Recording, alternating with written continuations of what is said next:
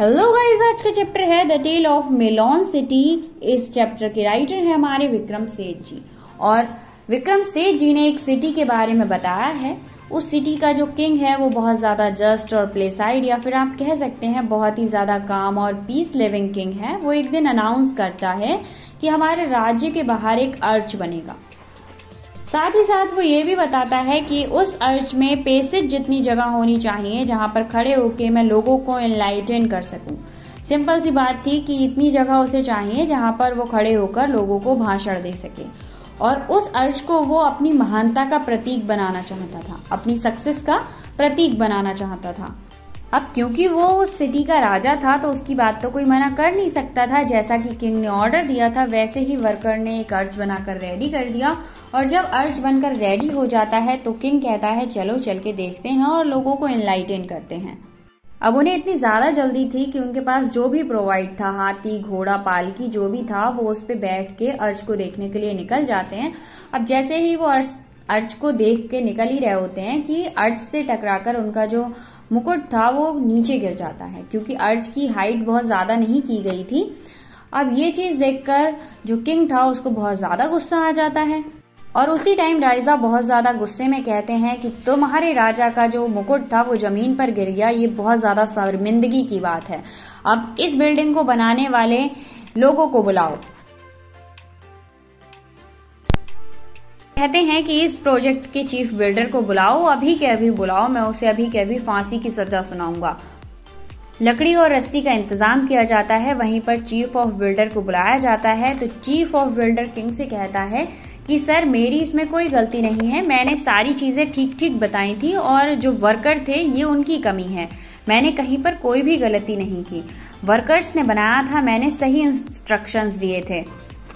राजा को बहुत ज्यादा गुस्सा आ जाता है और वो कहता है कि तुम्हारे राजा का जो मुकुट था वो जमीन पर गिर गया, कितनी ज्यादा शर्मिंदगी की बात है। इस प्रोजेक्ट के चीफ ऑफ बिल्डर को बुलाया जाए, मैं उसे अभी के अभी फांसी की सजा सुना दूंगा, ये सब उसकी गलती की वजह से ही हुआ है। चीफ ऑफ बिल्डर को बुलाया जाता है, साथ ही साथ रस्सी और लकड़ी का भी इंतजाम किया जाता है फांसी लगाने के लिए। चीफ ऑफ बिल्डर आकर प्रेजेंट होता है तो राजा उससे कहता है कि तुम्हें अभी के अभी फांसी दे दी जाएगी, तुमने ऐसी बिल्डिंग बनवाई कि मेरा जो मुकुट था वो जमीन पर गिर गया। चीफ ऑफ बिल्डर कहता है सर इसमें मेरी कोई गलती नहीं है, क्योंकि मैंने जो वर्कर्स थे उनको सब कुछ ठीक ठीक बताया था और सब चीजें बताई थी कि क्या कैसे बनाना है और कितना लगाना है, मैंने अपने इंस्ट्रक्शंस बिल्कुल राइट दिए थे, ये सारी गलती वर्कर्स की है। क्योंकि राजा बहुत ज्यादा दयालु था, वो उनकी बात मान जाता है और कहता है कि हाँ चीफ ऑफ बिल्डर की कोई गलती नहीं है, अब सारी गलती वर्कर्स की। वर्कर्स को बुलाया जाता है, वर्कर्स से पूछा जाता है तो वर्कर कहते हैं कि सर जो ईंटें थी, ब्रेक्स थी, वो काफी छोटे छोटे थे, इसीलिए इसमें हमारी कोई गलती नहीं है, इसमें गलती है मिशन की जो ईंटें बनाते हैं। अब राजा कहते हैं बात तो ठीक है, इसमें गलती वर्कर्स की नहीं है, ब्रेक्स की है। तो वो ब्रेक्स को ईंटें बनाने वाले को बुलाया जाता है जिसको मिशन कहते हैं। अब मिशन आते हैं, मिशन कहते हैं सर हमें तो आर्किटेक्ट ने जो ऑर्डर दिया था हमने वही बनाया है, इसमें हमारी कोई गलती नहीं है, हमें तो बस सांचे दिए जाते हैं और हम ईंटें बना देते हैं।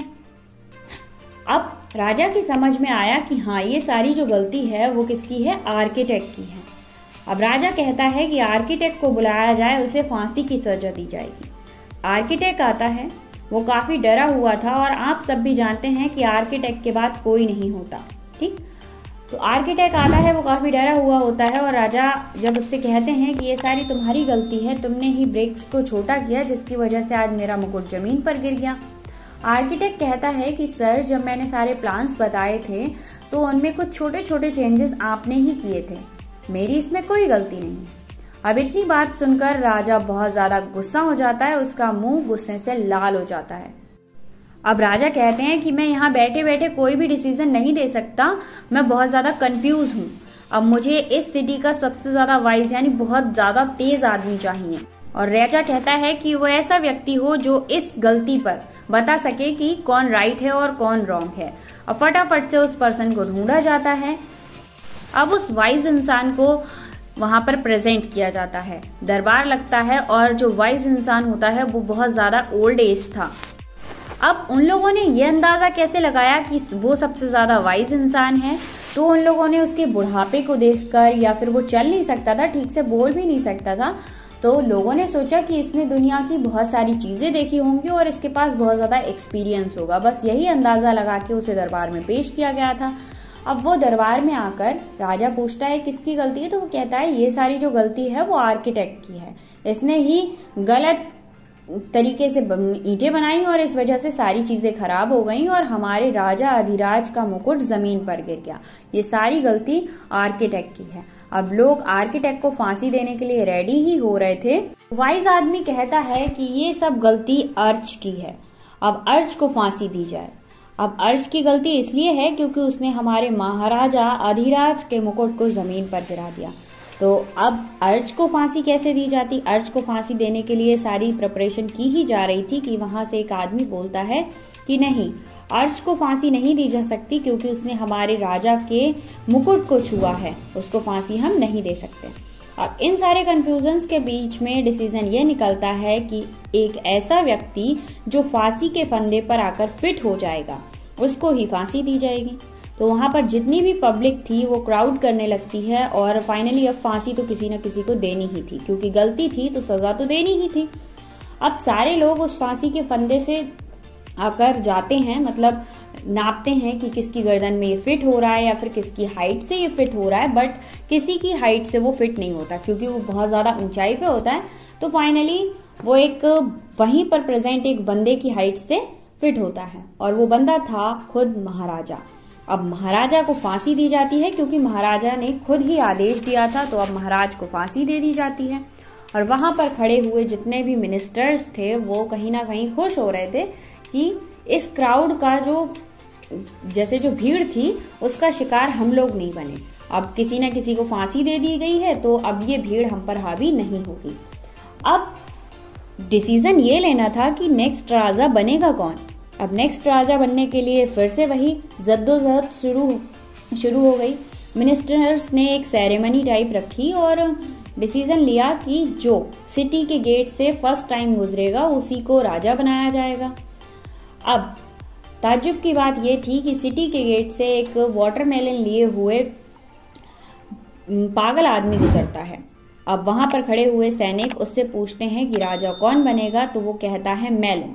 अब वो पागल आदमी हर चीज का आंसर मेलन में ही देता था, मतलब वाटरमेलन। तो वहां के जो मिनिस्टर्स थे वो फिर से एक बार सेरेमनी करते हैं और उस मेलन को राजगद्दी पर बिठा देते हैं, उस पर मुकुट लगा देते हैं।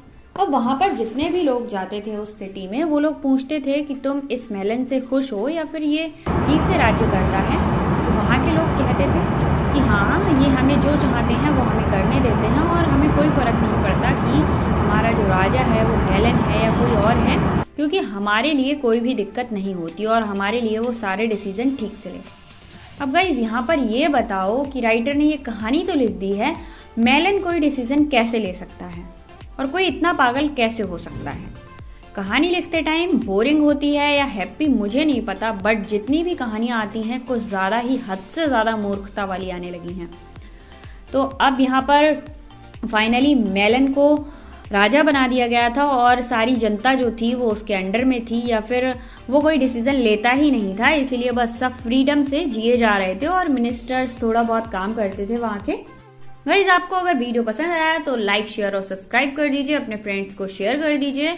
और हाँ, सारे चैप्टर्स के क्वेश्चन आंसर नीचे डिस्क्रिप्शन में लिंक दिए गए हैं, वहां जाकर आपको हर क्लास के क्वेश्चन आंसर मिल जाएंगे, सारे चैप्टर्स की समरी भी मिल जाएंगी। मेरे चैनल को चेक कर लीजिए। Thank you so much. मिलते हैं नेक्स्ट वीडियो में न्यू चैप्टर के साथ।